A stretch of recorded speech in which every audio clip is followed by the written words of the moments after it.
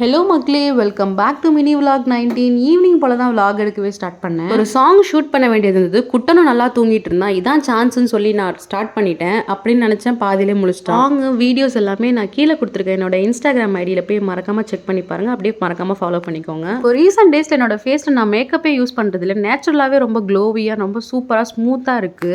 இதுக்கெல்லாம் ரீசன் என்ன அப்படின்னா, நான் ஃபுல்லாக ஹோம்மேட் ப்ராடக்ட்ஸ் தான் யூஸ் பண்ணிட்டு இருக்கேன். ஃபேஸ்க்கு மட்டும் கிடையாது, body wash, lip balm, customised soap, facial palms, நிறைய ஸ்கின் கேர் ப்ராடக்ட்ஸ் வந்து அஃபோர்டபுள் ரேஞ்சில் கொடுத்துட்ருக்கோம். மறக்காம நான் கீழே கொடுத்துருக்க ஐடியில் போய் செக் பண்ணி பாருங்க. அப்புறம் என்ன, வழக்கம் போல் ஈவினிங் ரவுண்ட் அடிக்க கிளம்பியாச்சு.